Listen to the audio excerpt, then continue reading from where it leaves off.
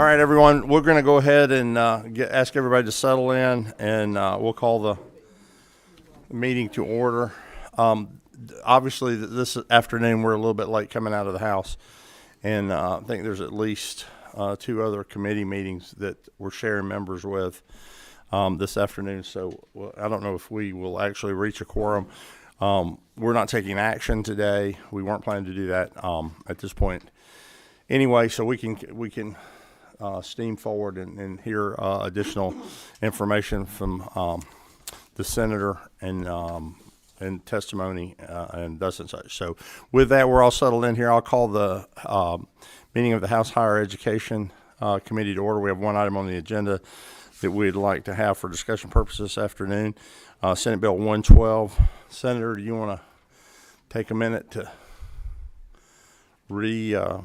acquaint us with your item?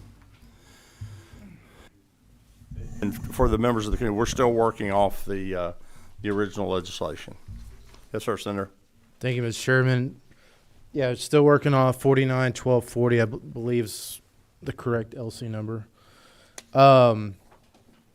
Yeah, with that, and I'll be brief, Mr. Chairman. I don't want to rehash or, I guess, represent the bill as we did the other day, but Senator, we have the as-passed version that has, I was joking with you the other day, it has that funny number, SB 112 Okay. FA. Is it the same? it should be. Okay, that's fine. It's just, yes, sir. But that's what we have in our packet. Yes, sir. Okay, yeah, that's the right one. My apologies. I don't know why I have these old versions. But basically, just to be short and to the point, and then I'll just, Mr. Chairman, leave it up to you for kind of Q&A if you want. Basically, this bill is addressing the 21 to 35 population who have not obtained a high school diploma. It's my belief that this population is not a population that would simply, apply, get into TCSG. I think there's barriers from a life perspective. We've seen this model successful in 7 states. And I know as we talked about the other day during our presentation, we believe that how this program would be going forward under a pilot, measurable pilot with a study, and I do have some additional comments on that or some other suggestions. I think long-term, short-term would prove and long-term that, while the amount of the cost of the program over time, and we're not asking for an appropriation this year, we're just asking to start it because of the organization has the dollars to upfront the capital costs, so we're not asking money for a building, nothing of that sort of any which way, shape, or form. But we believe it'll be less than QBE, less than the dropout and diploma recovery programs under 21, and less than SB 204, the dual accreditation pilot program. We also, in the bill, you'll see that there's language in terms of doing a report before the end of the pilot. One of the things that I was also going to propose, based on the feedback even the last few days, Mr. Chairman, was just getting a really detailed report just in terms of the number of adult learners, the demographics, the graduation rates, what were the outcomes, job placement outcomes. Also, too, if we determine or decide, or you all as do as a committee, to use this as a gateway to high demand programs with TCSG and what that partnership would look like, we're amenable to that. Also open to changing the name of the bill to the High School Diploma Adult Learners Act. And then also, too, capping the number of seats available at each of the 3 pilot programs. We would propose potentially 300, but obviously we're open to the feedback. And then one of the things I mentioned in the last committee is working with David Knight's leadership just in terms of the funding formula. What would that look like?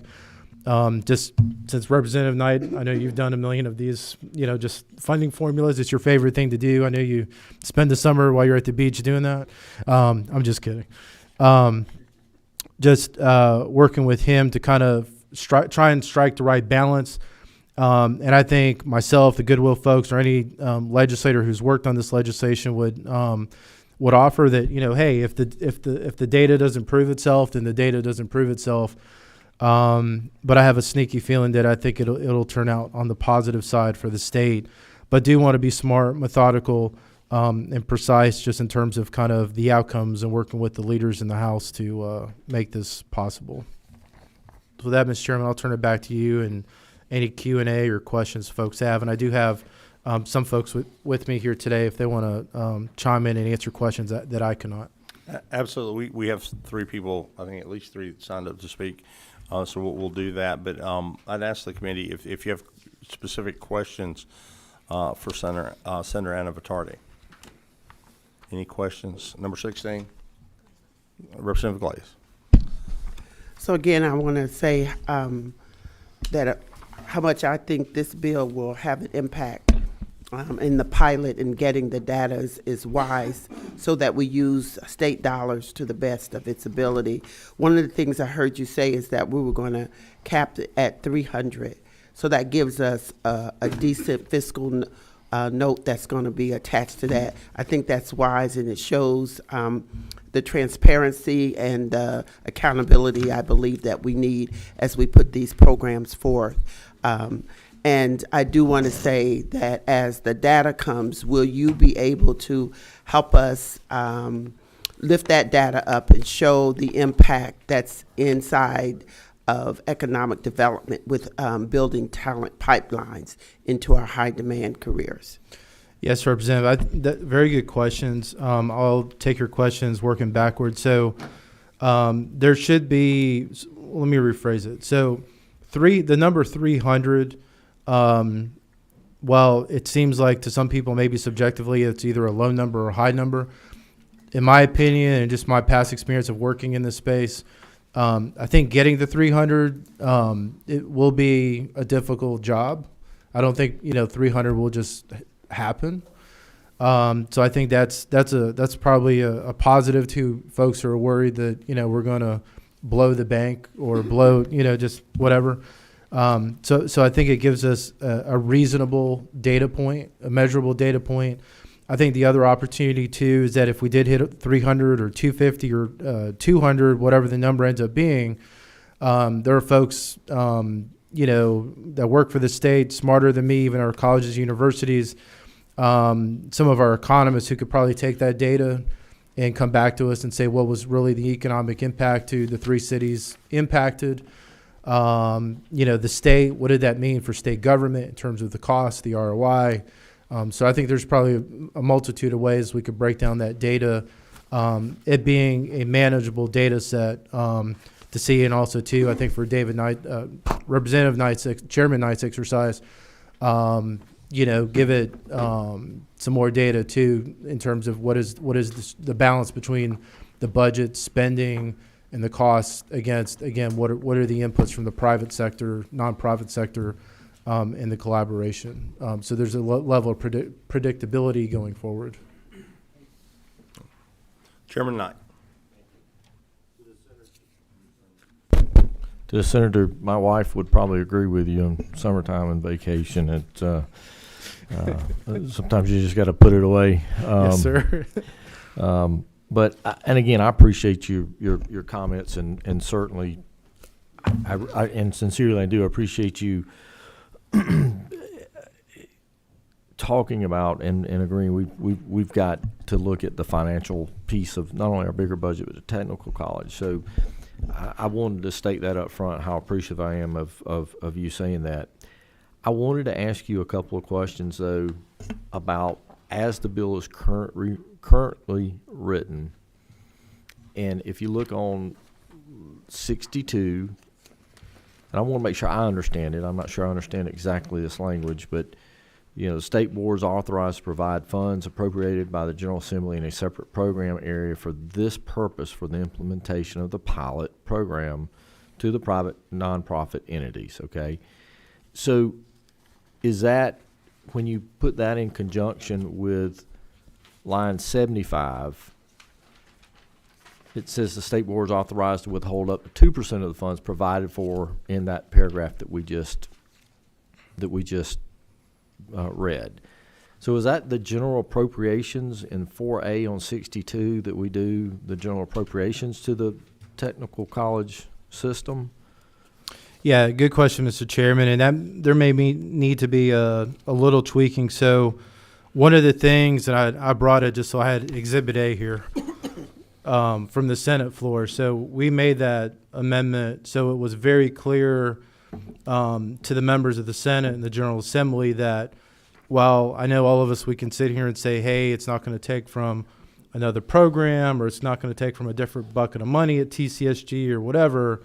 My goal and Chairman Tillery's goal was to basically make it explicitly transparent that in order for the funding and down the road, if we're asked, not this year, but in the future, that we couldn't pull funding from, I don't know, pick a TCSG program, and that it would have to be a new funding mechanism. So that's what we were attempting to do in order to not pull dollars from an existing program like nursing or truck driving or whatever it is.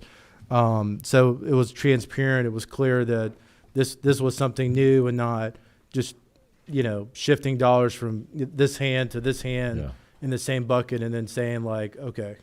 So That's what I think Chairman Tiller and I were aspiring to accomplish when we passed the bill. So another way to put it, just to make sure I'm clear, this bill, as it's written here, says it's capped at 2% of the funds that are appropriated for the technical college system as a whole. Is that the way I'm reading it? Mr. Chairman, the way I read that is if there would be an appropriation line created for this program, call it, high school diploma for adult learners, that would be a program. And in that program, if $100 went in there, the state board, the TCSG would be authorized to keep $2 for administering the program, no more than $2. For administration, I believe is the reading I have of the legislation, so that we don't put a burden on them administratively. So if it were going to take $100 a student to do this, we'd need to send them virtually, $101.98, whatever the numbers are. We'll call it $102 for the tech people here. I guess Chairman Nick's gone, but so I believe that's what he's after. That. With no more than a 2% overhead would be allowed for TCSG, and we could ask somebody from TCSG. I appreciate the chairman, because that's what I'm just making sure I had a clarification of what was there. This is not trying to get them access to 2% of the entire TCSG budget. Right, and if there's some wordsmithing we need to do, I mean, I'm totally comfortable. Both chairmen, to make that a little bit tighter, better, so it's clear. But I think what we're trying to accomplish is what Chairman Martin is. Okay.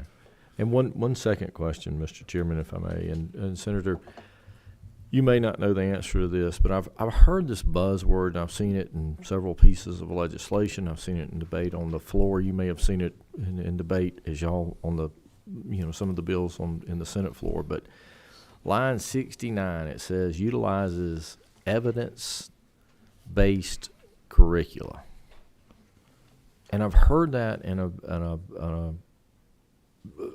associated with various different topics, ranging from the big debate we just had on the floor to other pieces. Do you know where that evidence-based is coming from? Because I've heard that in a lot of different places that are non-related. Yeah, I mean, I can let the experts behind me talk about it. I'm on a personal level familiar with that term. I guess just going back to when I was at Georgia State University, and I think it's just evidence based. From my perspective, it's just data driven. Okay.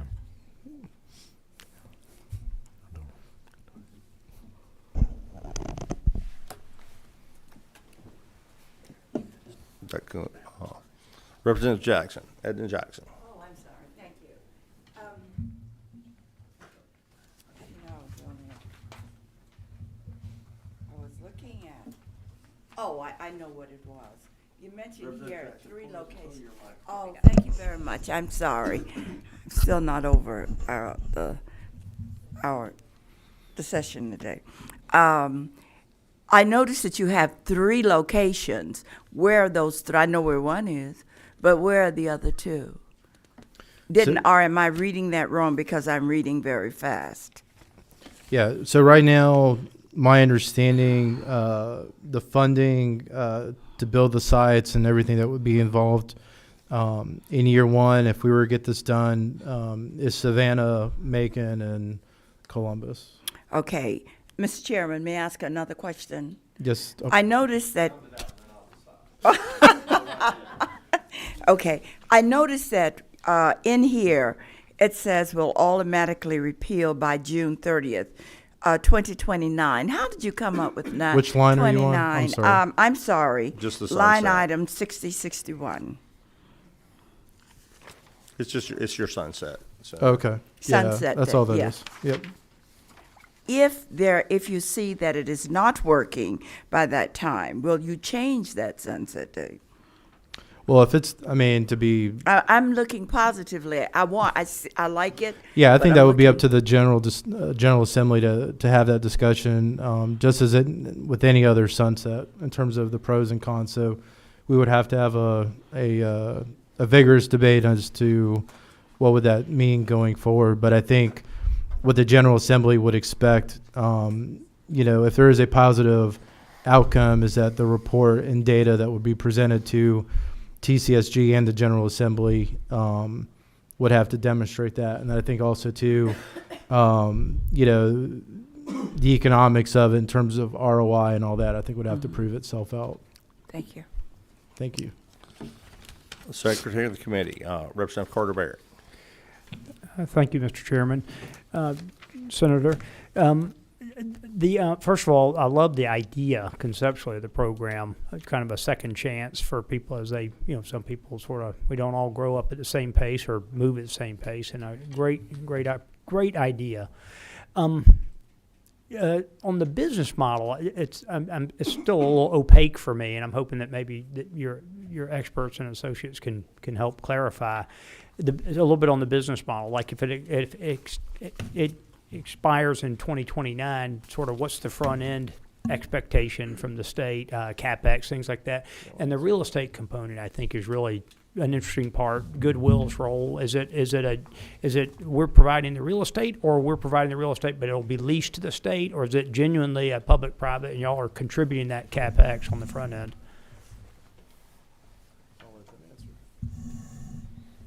Good evening. Michael Winkler, President and CEO for Goodwill of Southeast Georgia, located in Savannah. As it relates to the startup and specifically around real estate, the 3 Goodwills, if selected, have committed to and already have procured space to be able to provide the education. For us in Savannah, we are in the midst of working through a building in downtown Savannah that will be in conjunction with an early learning center so that we can provide the on-site childcare, and we are also partnered with the YMCA. So sites have already been identified and secured by all 3 locations. And we would cover the expense of those on an ongoing basis. So with so that means all the CapEx is to Goodwill, the ongoing maintenance, all that is Goodwill's.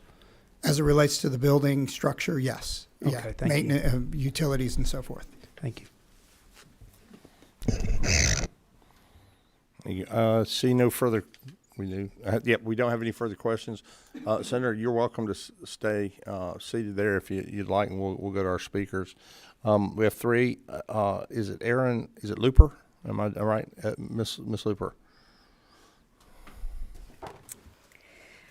Hi, Mr. Chairman, committee members. My name is Erin Looper, and I'm here on behalf of Graduation Alliance. And our primary work over the past decade and a half has focused on supporting youth and adults through data-driven, evidence-based, pay-for-performance programs with states and districts. So I want to thank the chairman for the opportunity to provide some insight. And I spoke with a few of the committee members who are actually working down another path. So really thank the senator for bringing this important issue to light. We were really working on essentially creating a similar program based on what other states have done, and really focusing on those over 1 million Georgians without a high school diploma that are adults.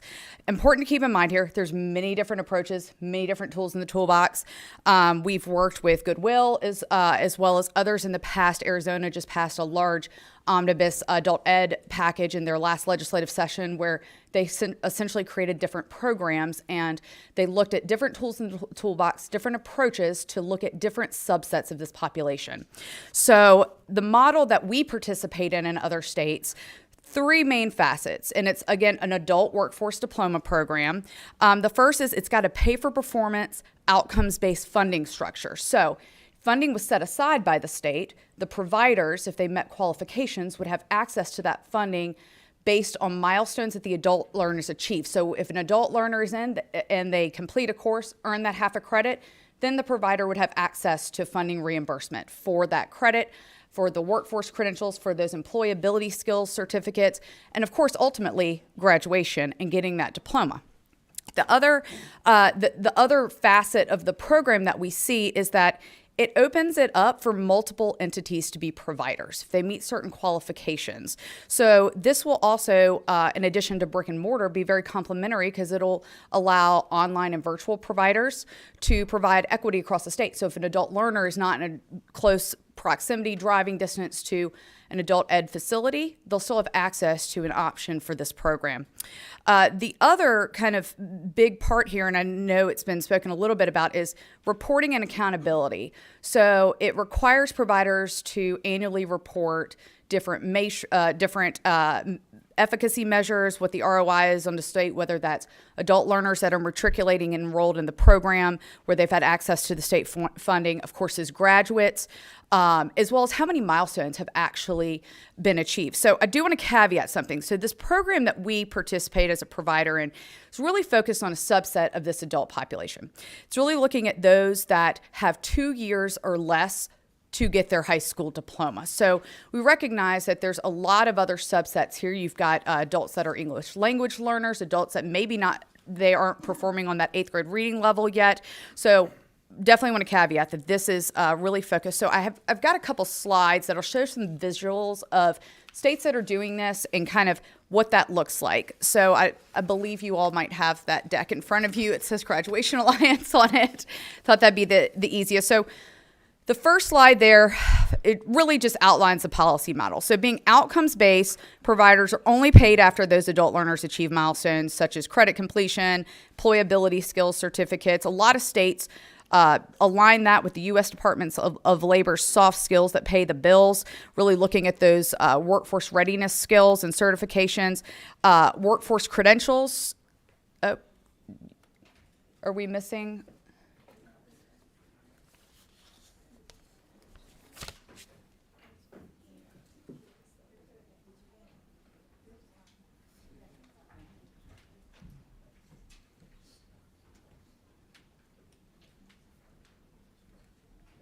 Okay, awesome. Thank you. I'm just on the first slide. It says policy model.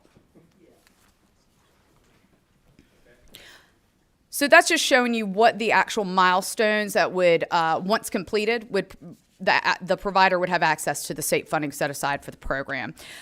Second, just a quick recap of the open provider space allows for a multimodal approach. It allows for providers to deliver it in a facilities-based, brick and mortar modality, and a online modality, or a hybrid of both.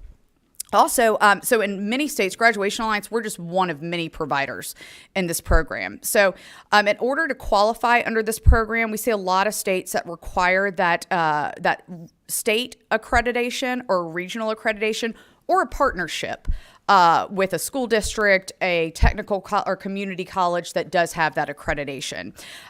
It also builds in some provider accountability and transparency. It's got some minimum graduation rates. Again, this can be built and tailored for the state, recognizing that there's different subsets of this population that might matriculate through a program a little slower than others. And this, again, is really focused on those that have 2 years or less left to graduate, as well as a maximum average spend per adult learner and a per graduate. And so we've seen many states look at around $7,000 as that max spend. So it wouldn't allow a provider on average to spend more than that per graduate. So really keeps the efficacy in line for the state and the ROI for the state. So on the next slide, that just shows you some of the states that are working under this model. In 2015, Ohio put quite a bit of money into researching what these programs should look like. Again, we're just one of many providers in these states. Other states followed suit. Michigan began their program in 2016. Kansas and Indiana followed in 2019. South Carolina, they launched their program in fall of 2021. Most recently, Arizona and Missouri launched the Adult Workforce Diploma Program through legislation in their 2022 legislative session with a budget amendment and direct appropriation for the program. So again, just another tool in the toolbox in many of these states, complementary focuses and approaches to help serve different subsets of the population. So the next slide just shows you an example. Now this is of Graduation Alliance's adult learners in different states. So this shows you kind of throughout the state what the access would be if it's opened up to multi-modal providers. So because we are fully online, we're able to reach and provide access to adult learners really in every area of the state. So if they wanted, whether it was a little bit more flexibility depending on their lives and their schedules and their work schedules and their kids' schedules, or they might live in a more rural area. They might not be in close proximity to another facility, whatever the adult ed options are for them. So again, this just provides a little bit of equity and access for the adult learners. When I talk about adult learners, the next slide shows you, now this is our kind of some samples of the demographics. So you can see here, very high percentage female that we see in these programs, and that's pretty consistent across all states. That we see a really high, everywhere from 72 to 83% female. We also see, I would say between 63, 68% of them that have children.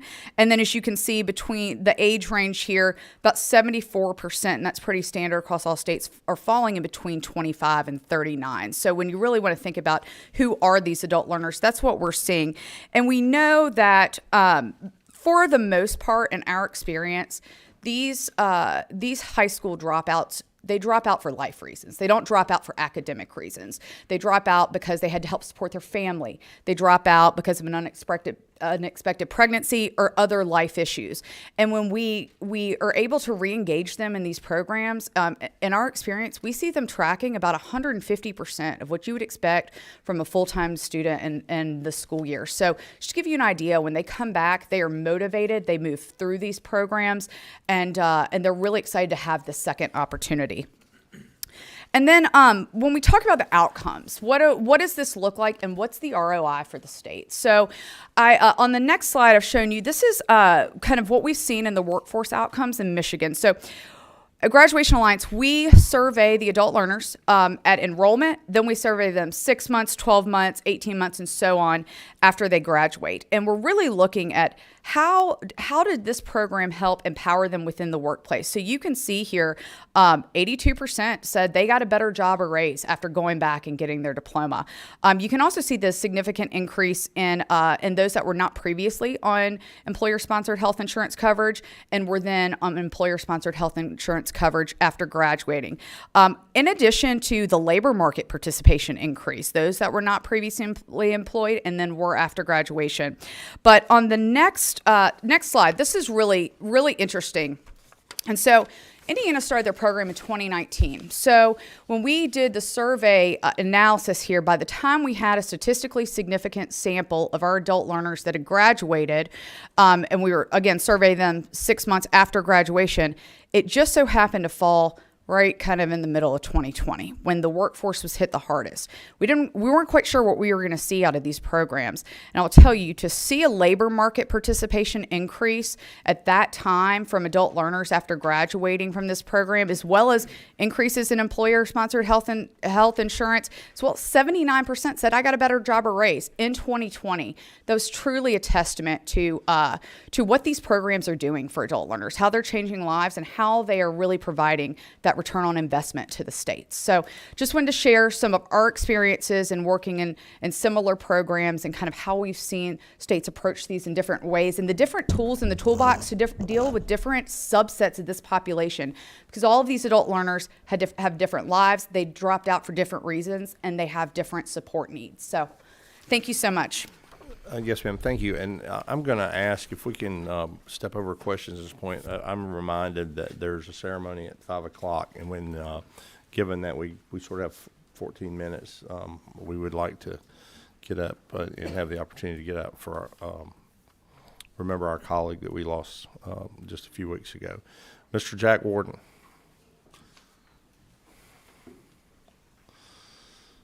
And Mr. Warden, if you could, give us, we have about 16 minutes or so. If you could do that, and then I'll do it. I know you have a colleague that's going to join you as well, Michael. Yes. Yes, sir. So thank you, Mr. Chairman. Appreciate the opportunity to be able to speak to you. I'm going to be very brief. First, let me tell you a little bit about myself. I am not a career Goodwill person. I've been there for 5 years as a president and CEO of Goodwill in Southern Rivers, which is based in Columbus. Prior to that, I spent nearly 40 years in the food manufacturing business. I say that because it gives me a different perspective in terms of what it means to have a stable and ready workforce, because I experienced it firsthand. When you want to expand your business, but you can't do it, you're hamstrung because you don't have employees to put in those positions. The jobs have to go somewhere else, and that's something we certainly don't want to have happen here in Georgia. I think it's important that we remember there's 1.1 million people in the state of Georgia that do not have a high school diploma nor GED. And they are severely handicapped in terms of what they can do in terms of earning power and where they can go in terms of career path. And this is aimed specifically at addressing that population. Goodwill, this is not an experiment. Goodwill has done this time and time again. And I think it's 7 states now, over 35 locations. We've got this exact model in place and it works. So we're not having to reinvent the wheel. We're not having to think of this as we go. We know it works. The commitment that we're trying to express to you today is that Goodwill in Georgia is willing to put the capital and the infrastructure in place. We're asking for the state to help us with the cost of the educators, but we think that's an excellent combination and will produce some very amazing results. So I'd be happy to answer any questions you might have. Thank you. And I'm going to ask also if we could get to our next speaker, and then we'll go back and drop back to questions. Thank you very much.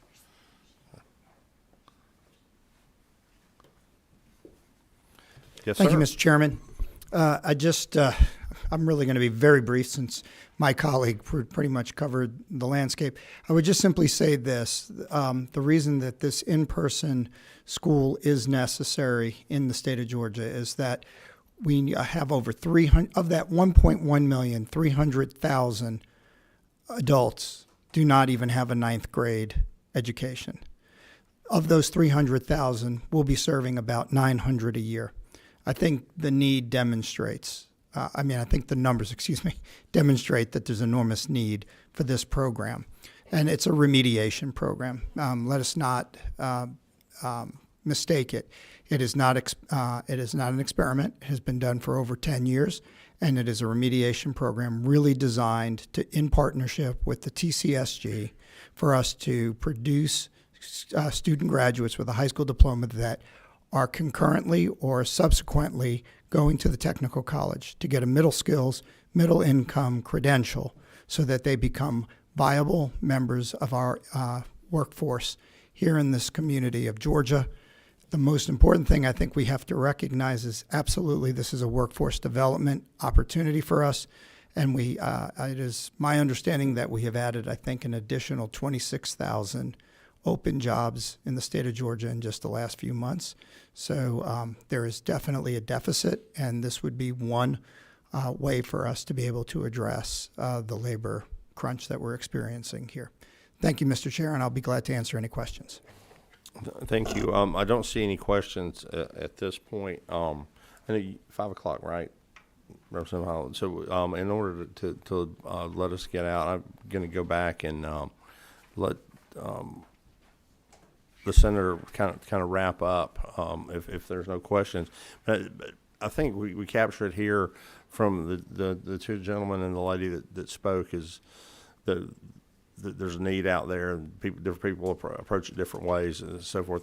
The one question I would ask, this is just an anecdotal question, is there any information, and this really has little bearing on the bill, but I'm just of interest, of what it looks like on an age group? I mean, when you tell me there's 1.1 million Georgians without a high school degree, I wonder, are we doing